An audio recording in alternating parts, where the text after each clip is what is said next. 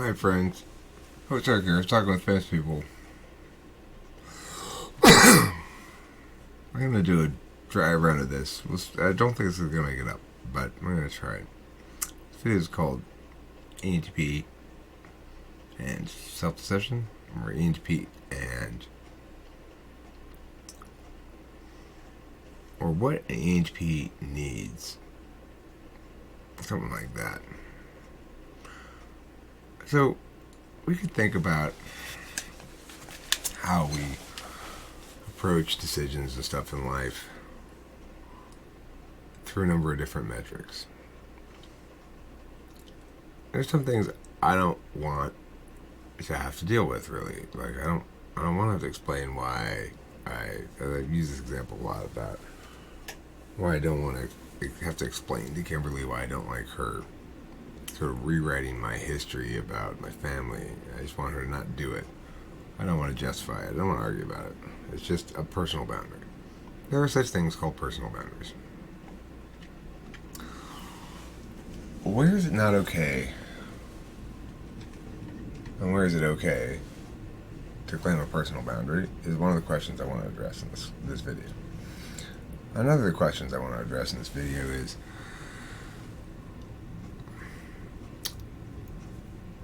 as an ENTP, if you're an ENTP watching this video, then you have expert intuition as a dominant function, obviously, and you've got TI as a tool function.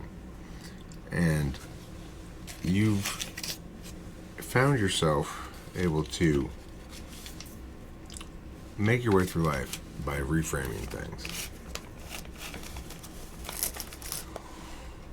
The ENTPs are going to have a lot of faith in their ability to use language as a means of dealing with life in general. And, there's some big advantages to being an ENTP. One of them is just sounding smart and articulate is enough to solve a lot of situations.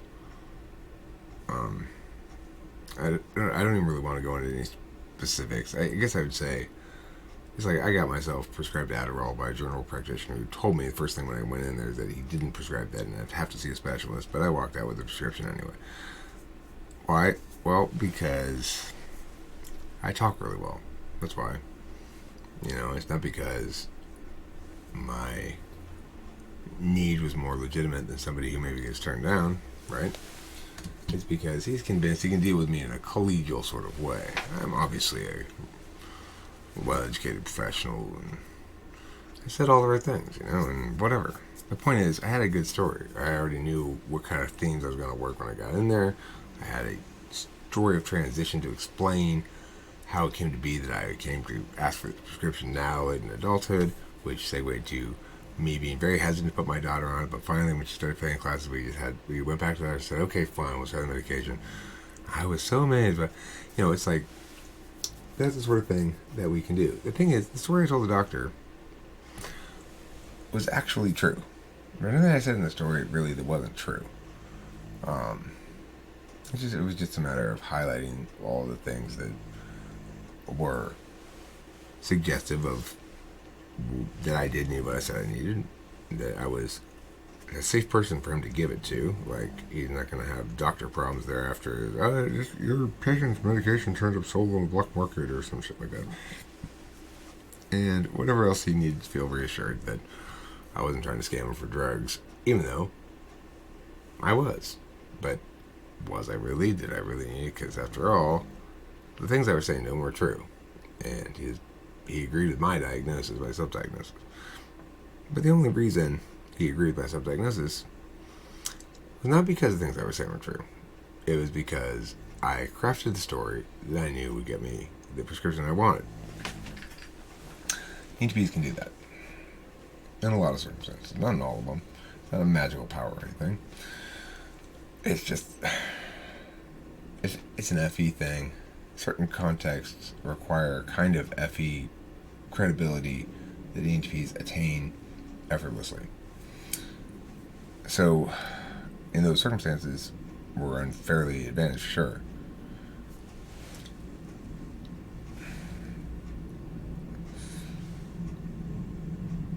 there's a capacity to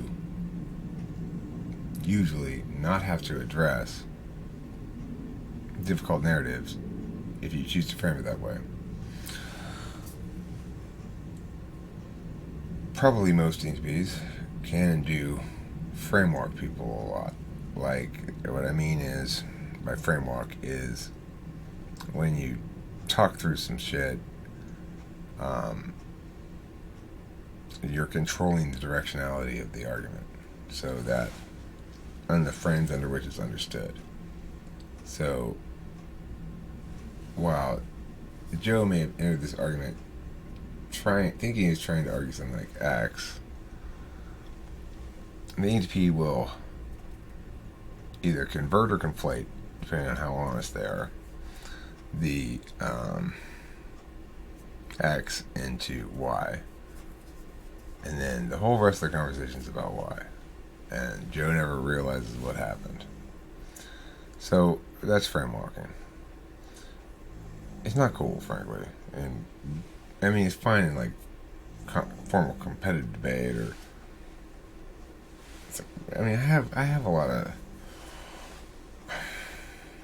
self-imposed standards that I try to adhere to. I don't do that with friends ever. You know, I don't take advantage of my adversarial rhetorical skills to win a bunch of battles that, quite frankly, I don't deserve to win. So, if I don't deserve to win the battle, I see it as being sort of a larger duty to uphold the virtues of truth and justice. It is not necessarily the case for all the ENTPs that they have as easy a time of it as I do in admitting that when they're wrong and seeking to find out where they're wrong, and seeking to find common ground when subject to critique. Now, depending on who's critiquing me, I may or may not seek to find common ground, and depending on how I'm being critiqued, I may or may not seek to find common ground. But if I care about you, I do. I seek to find common ground. And if I'm having a problem of some sort with a person or something, then I do.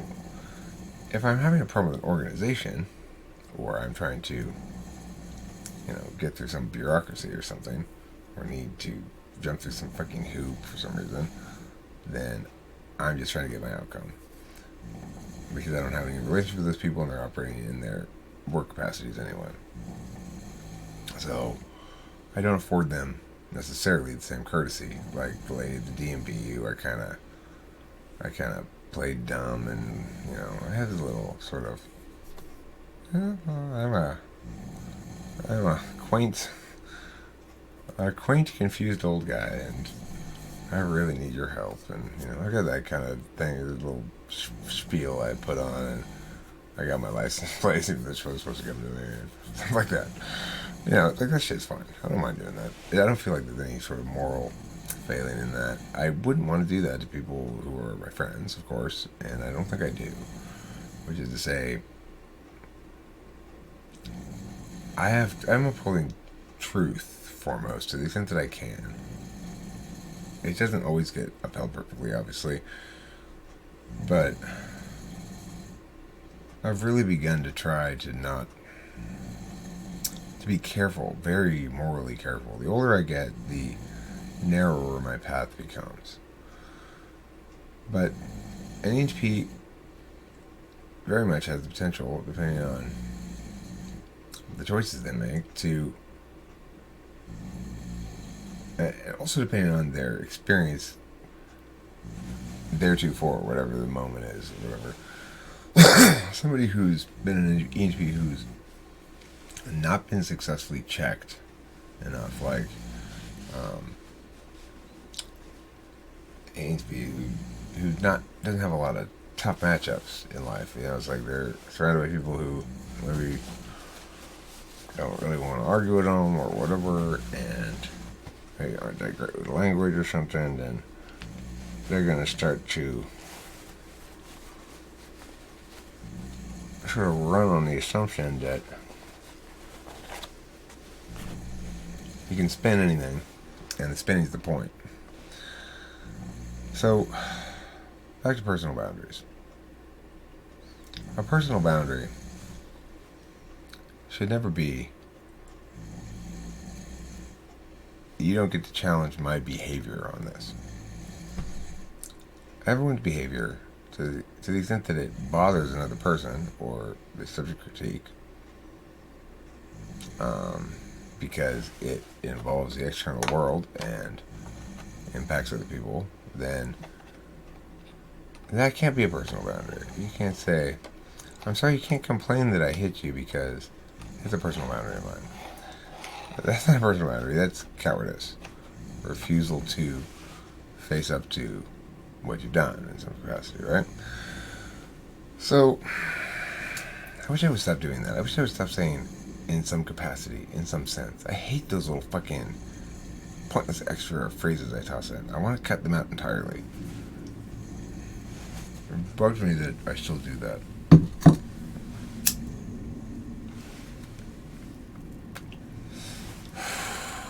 Meaningless qualifiers. Anyhow, it's important for ENTPs to recognize that having actual personal boundaries is acceptable. That it is perfectly acceptable to, like, okay, I'll tell you another story about personal boundaries, right? I was walking in Claremont today to meet up with everybody at the restaurant, this Asian fusion restaurant we went to called 50/50, where, let's see, I had curry, Kim and I had curry and a salad, and Becky and Shane, I think, both had pad thai, and Susie had chicken wings, and Abraham had, I don't remember what Abraham had. And Spacey had, what did Spacey get? I don't know. Maybe Spacey got pad thai too. I don't know. I don't remember whatever they got. I just remember some of the dishes. It was very good, I must say. But regardless, on the way there was this guy playing the banjo on the street, publicly performing his banjo. So I stood there and watched him for a bit, and then I was enjoying it. I took out my phone, and I was going to film it a little bit. And he said, "You recording?" "No." And I'm like, are you aware that you're performing in a public place here? I said, "No, you can't record me." And I explained to him, and he stopped playing with them. I said, "Listen." He said, "I don't have to listen." I said, "Listen. It's your prerogative to stop playing if you want. It is not your prerogative to tell me to stop recording." And then I turned around and walked away. That's an example of both of us expressing our personal boundaries. I won't play if you're going to record. That's his personal boundary. It's his right to do. And it's fine. It's a perfectly acceptable personal boundary. My personal boundary is, you won't tell me to record in public. Fuck off. And that's a perfectly acceptable personal boundary as well. So, we were both well within our rights to do what we wanted to do, and we were in conflict, and there wasn't any dispute because I got my piece said, and he heard the reality of it, which is, you certainly are freaking cocky about your self-expression, but seem to have no concern for mine, right? So, the point being that those are examples of personal boundaries, and ones that probably an ENTP might have. It's like, no, I won't, just to be polite, unless you're super polite about it, and he was not at all, right?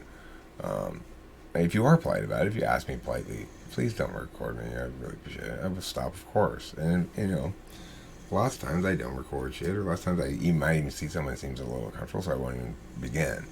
I don't always need to record, But if you're out on the street performing publicly with your banjo, busking, you should walk into that expecting people to record you. I mean, it's insane to think that they wouldn't. People walk around with their cell phones all the time, and they want to document their little activities, and there's a guy playing on the street, obviously wants to be seen in public doing this thing. Somehow thinks the camera's going to steal his soul or what. So, yeah, he can totally go fuck himself, right? But The point is, it's still a legitimate personal boundary. It's not a legitimate personal boundary to say, I refuse to be critiqued about my actually bad behavior, and that's my personal boundary. So I want to make this clear because I think that it's a risk that ENTPs run. Most people aren't going to be able to successfully parse that out, certainly not in real time, right? If an ENTP is playing word games with personal boundaries and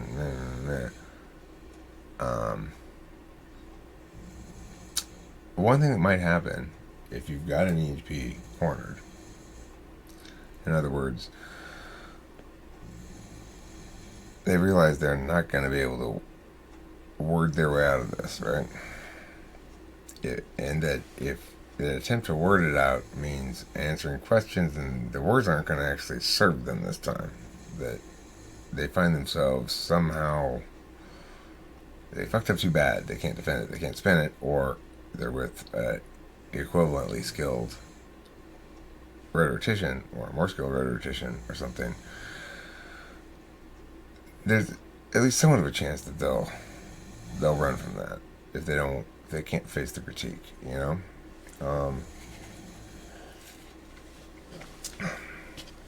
Hopefully that experience happens to them fairly young, because it'll make them more careful in their behavior. It's not like I enjoy being wrong, being in the wrong, apologizing for things, etc. Yet I do it all the time. Because I do it all the time. I mean, I do it probably every day. I have to apologize to somebody for something. Maybe more than one time a day, you know? I've already had to apologize to the whole group for my behavior on a couple of days because I was in a volatile state, you know. I was having trouble with communicating with Kimberly. It was really getting me down and making me antsy for resolution. You know, I just wanted this fucking thing to resolve. You know, I just wanted her to say, okay, fine, I'll be on your team. I'll try your way. It's like pulling fucking teeth, you know. But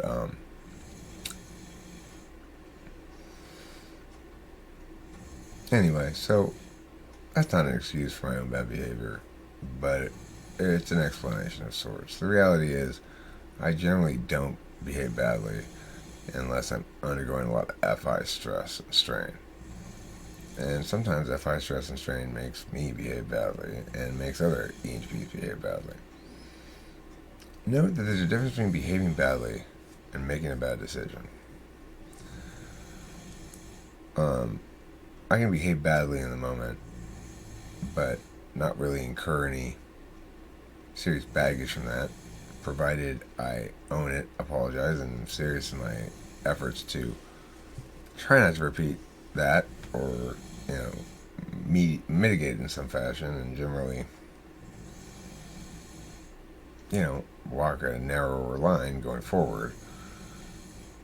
And if I'm genuinely trying to be accountable to that stuff for the purpose of reminding myself, I don't want to have to go and apologize and stuff like that, so try not to fuck this up again.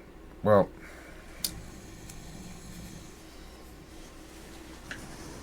it's an asset, you know. It's a huge asset. It's a huge asset because the more you practice it, the less attached you get. The less attached I am to winning, less attached I am to being right, less attached I am to whatever. So the only real heated discussions I have anymore are with Kimberly, because I'm very attached there. Like, I'm attached to the outcomes I want. I'm attached to my notions of justice. I'm attached to my way of solving things, not just having a solution. And I'm aware that that's not an acceptable reality. I'm not trying to work on. You know, I think there are solutions that don't involve my way, that involve my applying what I know, treating the situation more like a knower. What I know is, I don't need to take all of her words at face value. I don't need to be nearly as reactive to what I would consider bad discourse as I am, you know. It's possible for me to be compassionate, sympathetic. It's possible for me to be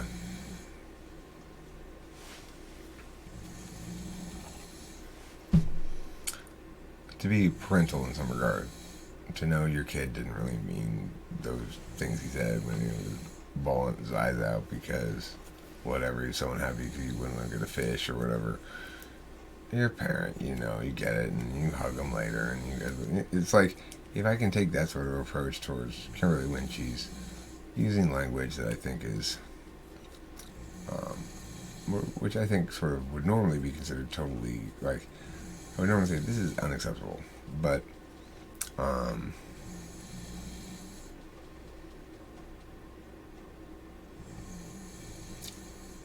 I know it doesn't mean what she thinks it means or says it means. Or I mean, she's in that moment. She's telling me how she feels in the moment. The words she uses don't express that temporariness necessarily. So, if she dislikes me in this moment because we're fighting, she won't say, right now, I'm not liking you very much. She'll say, I don't like you. That's pretty harsh. But, it's not that big of a deal in the big picture of things. Does she mean it? Probably when she says it. She doesn't seem to view feelings about others as permanent statuses for some reason. And something I'm talking to her about, like, look, if you don't think it is, we need to treat love, like, and dislike as permanent statuses. If you love me and like me, those are permanent. I can't lose those. Even when you're mad at me, right?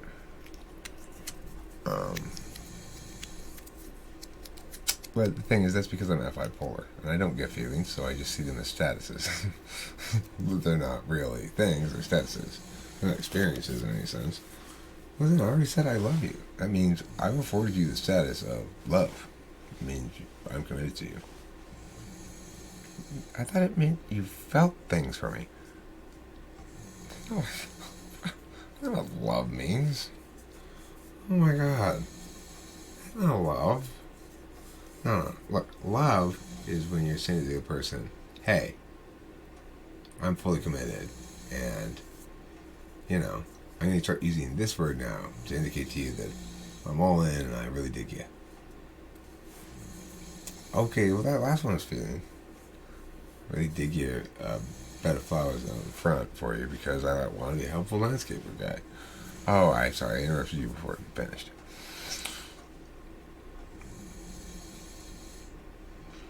What's the point? The point's pretty straightforward, actually. Just because you can make the argument, just because you can justify something, just because you can win the argument, just because you can spin such things in such a way and be legalistic and parse away your own accountability for things, and somehow get away with it with your explaining everything away, as Kimberly says to me sometimes. There you go again, explain it all away. You know, of course, what are we fighting about? We're fighting about things like how, no, Kimberly, wait, you said meh, meh, meh. So why would you bust my chops when I say meh, meh, meh? And she goes, will you fucking stop it? I'm tired of this. Stop what? You did this to me first. This, she'll say. It's just fucking, we're not even arguing about anything, right? It's just we're arguing about what she just said, or something like that, you know? Ridiculous shit.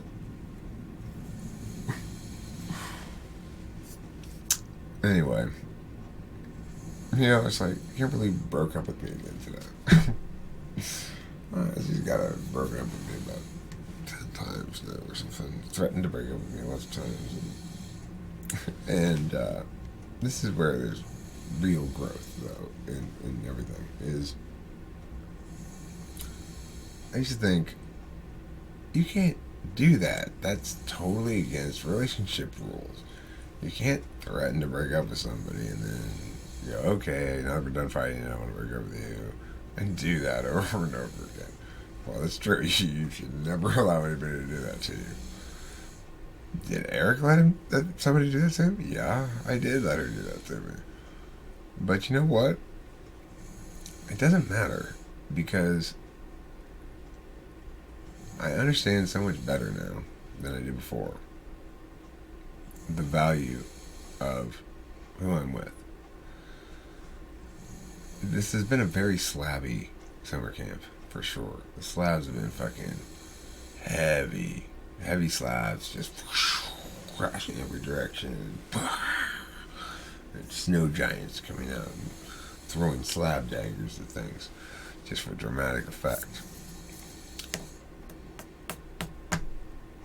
But you know, I could see the great relationship that Abraham and Susie have and how well they get along with each other and treat each other and stuff. And I could see the behavior of everybody and I see in Kimberly a wonderful depth of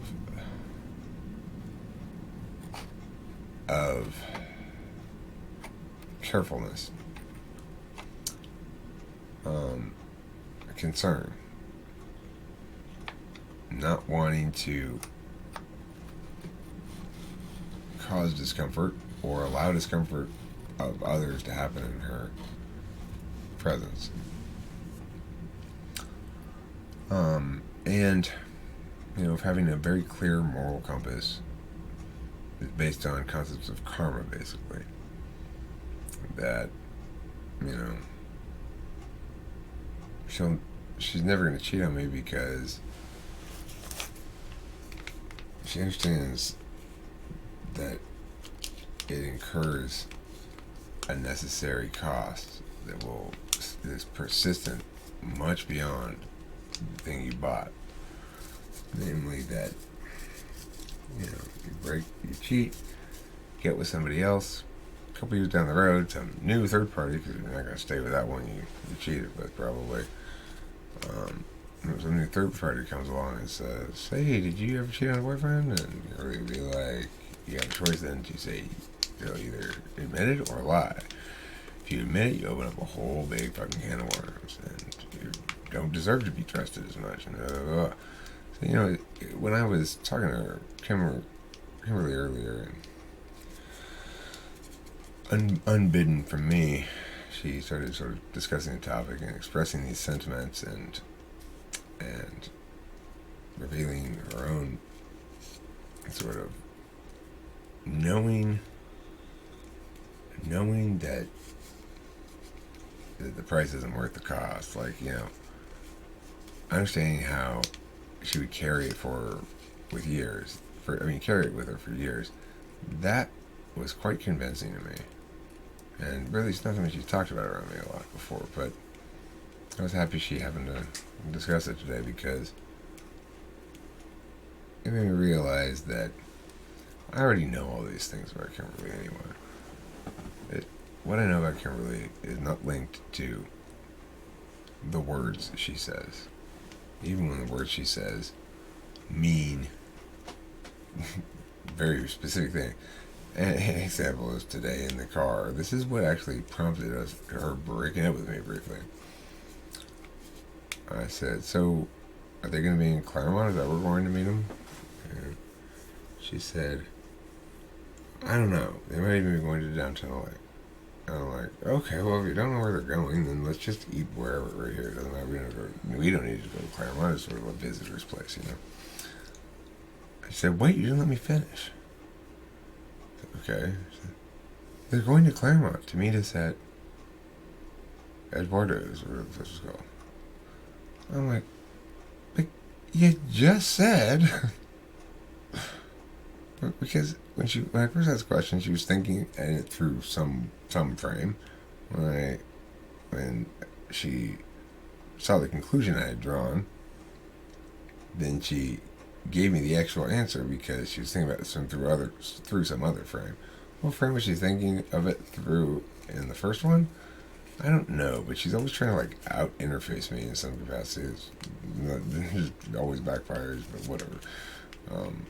She may have been thinking, now he's gonna say this to mean this, and it's fucking totally off base. I was just like, where are we meeting? Why are we going to Claremont? Are you sure we're meeting there? Where are they really going there? And because she thought I was sort of like, you better be 100% sure, or I'm going to be mad or something. But I just wanted to know, how do you know that did we agree to this or something? And the answer was, yeah, we all agreed. This is the plan, and we all agreed to do this. That's not the first thing she told me, because she assumes I'm operating under a firm I'm not operating under. Anyway, what I need to do is let that shit go. I just need to let it go. That's what she said. Can't you just let it go? For the first time today, ever, I think, she said, yeah, I'll try it your way. And I said, fine, I'd be happy to try it your way then, too. I mean, I have been trying it her way, fine, I guess, but I haven't really been letting shit go. I've been trying it her way in the sense that we've been fighting a lot. I see that as her way. She maybe sees it as my way. I don't know. But regardless, despite her breaking up with me again today, telling me she doesn't like me and all this other shit that happened and all this stuff, I feel closer to her now than ever before, really. And I feel like my eyes have opened that that I want her to feel as though she's safe to fail around me, and I'm not going to hold her feet to the fire. More than anything else, I think. That's what I want her to feel. It's going to take a while for me to adjust. I'm not used to letting disrespectful shit slide, you know? If I do, when I have in the past, I've noticed that I get what I want from her in gestures and facial expressions. After she does it and I don't respond, she'll look this sort of pained look, like it is or what she said, and she should have said that or whatever. And she always thinks, you never miss a beat, which means I'm keeping track of everything she says, so not intentionally really, but she can't ever contradict herself without me remembering somehow there's a contradiction. And I don't know why I always remember that shit, but I always remember when somebody contradicts themselves, like I said before. It's like my brain immediately, because it's my tool function, I guess, just says the SI. Pull up anything that might be contradictory to this. I don't know. Who knows how that shit works? Not me.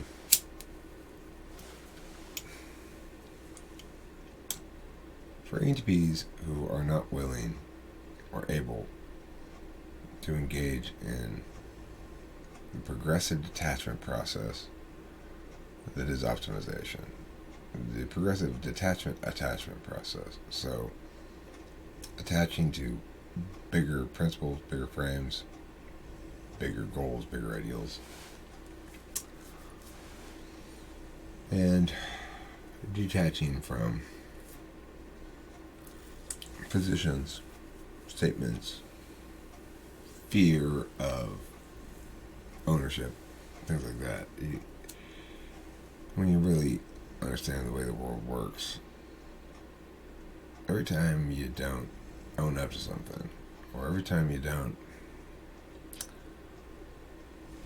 choose to avoid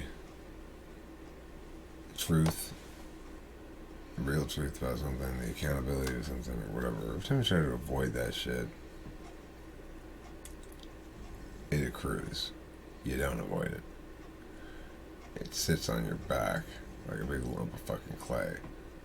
And because it's on your back, you might be able to pretend it's not there most of the time, but it always reminds you when you take it on and off your shirt, and you know?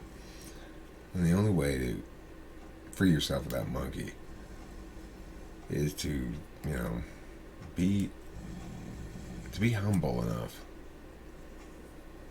to to have to cast your eyes down and hear and acknowledge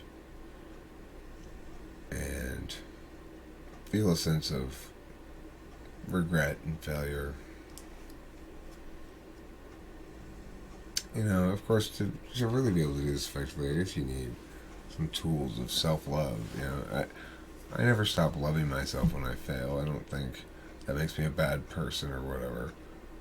I might say, I have my own kind of like pseudo-abusive language I say to myself. It isn't really abusive at all. It's more like talking shit to a loved dog. It's like, you fucking how can you be so stupid? Because I talk to myself like that all the time. When I make mistakes, I'm like, oh, you fucking piece of shit idiot. And of course I don't really mean it. I'm just playing. Scold Eric into doing a better job.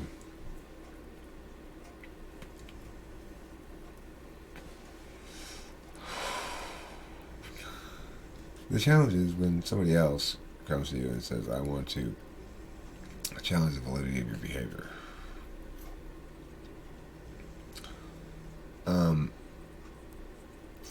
Because an ENTP is likely, first and foremost, to parse it down to obligations and duties and stuff, they're going to want to have some sort of formal proof or indication of a duty or obligation unfulfilled is they're going to be accused of wrongdoing, or perhaps a right violated or something.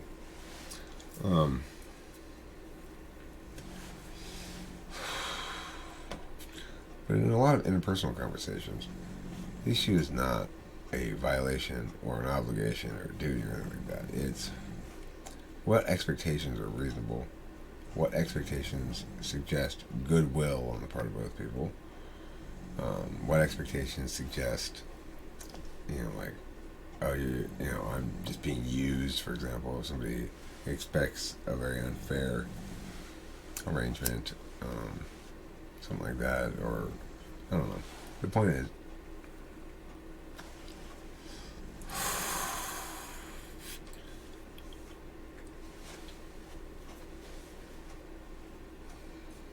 what, Eric? I'm trying to remember which I thought. I'm tired. I gotta go to bed pretty soon.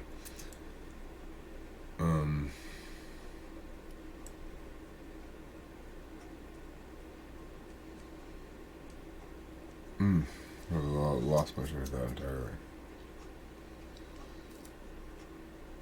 I guess the wrap up is this.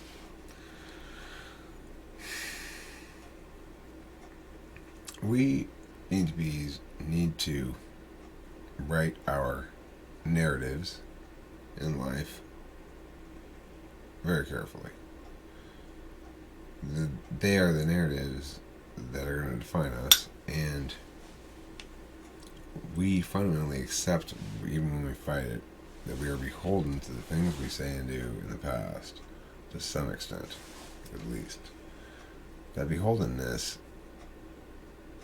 can be relieved, in some sense, by telling stories that forsake the past and or disavow it in some capacity. No, in some capacity, Eric. Stop it. I'm watching you. Don't do it again.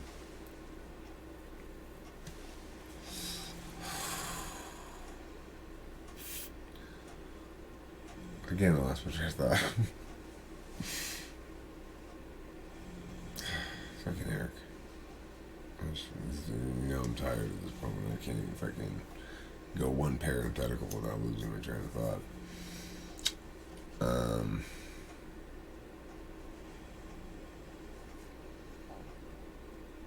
The number one thing for an ENTP to do is not to fool themselves.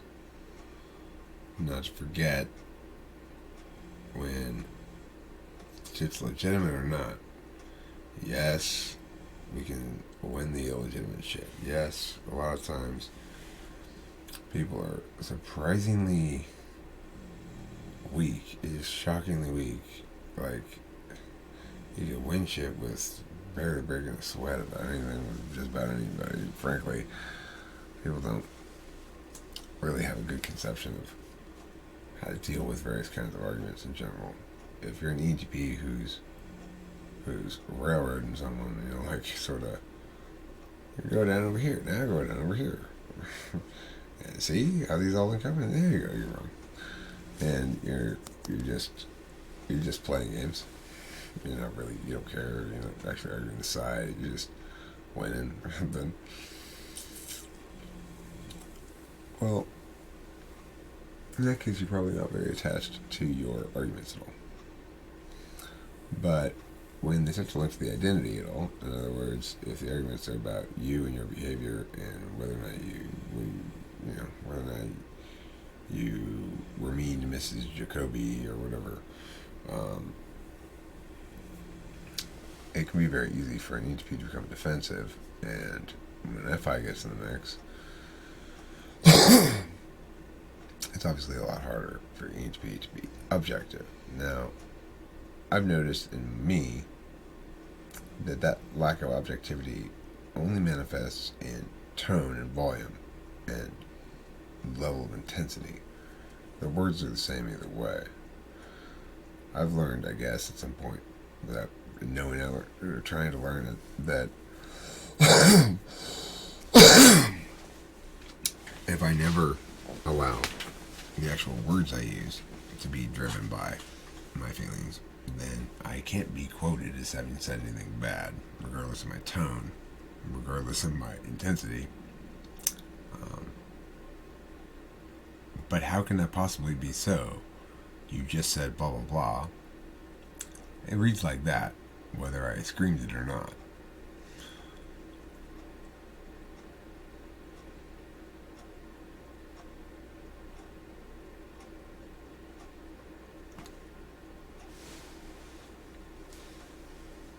So, ENTPs, don't fall into this trap, please, if you can avoid it.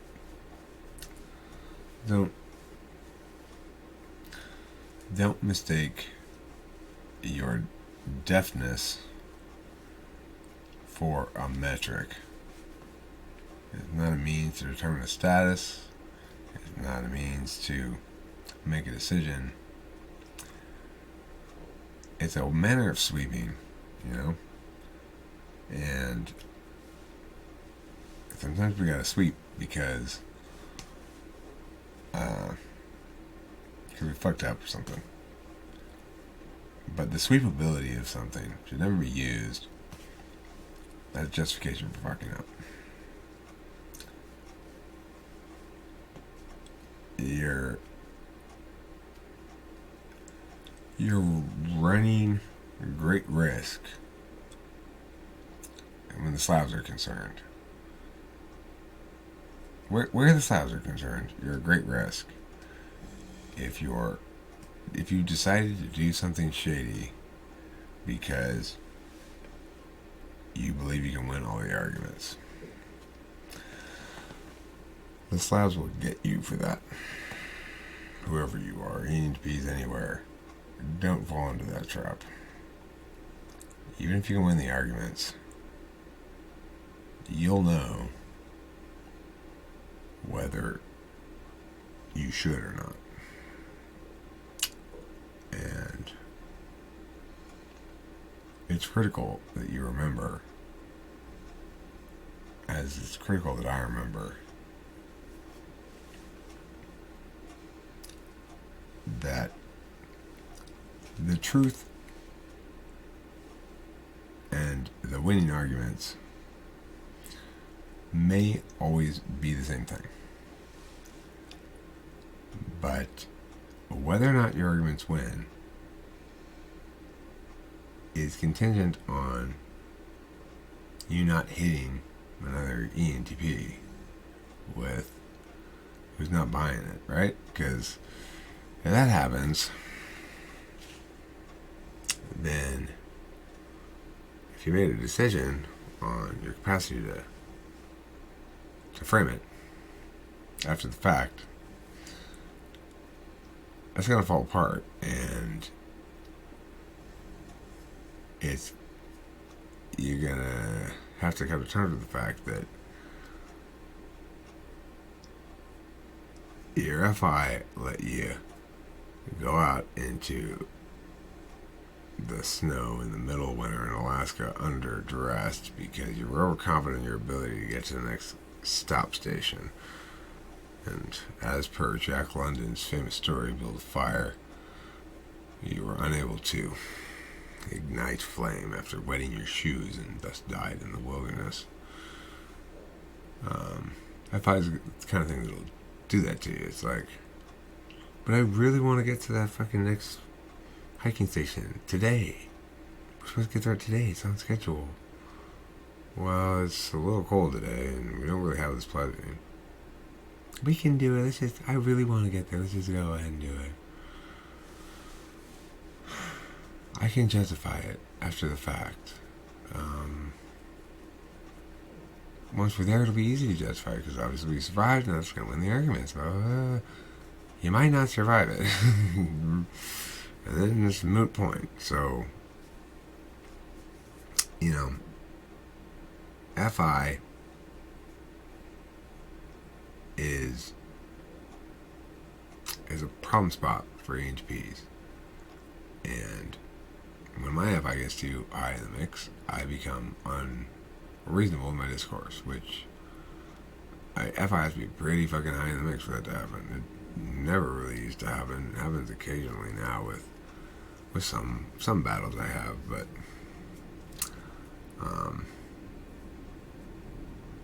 it's hard for me to be aware of it. Like, oh, is this my FI? This is how you can kind of tell. You go, well, what's causing me to want to say this thing? Is it resentment? Usually, if it's kind of a snarky thing, it's usually resentment. Sometimes it might be just sort of general irritation and grumpiness that's not really related to resentment. If you're in like SI, bad state or something, sometimes it might be linked to you feel like, no, I legitimately want to say something here, and this needs to be said, and I'd like to be heard. And, in that case, even if you say that, it may still be dismissed as you're just trying to jab me or something. But,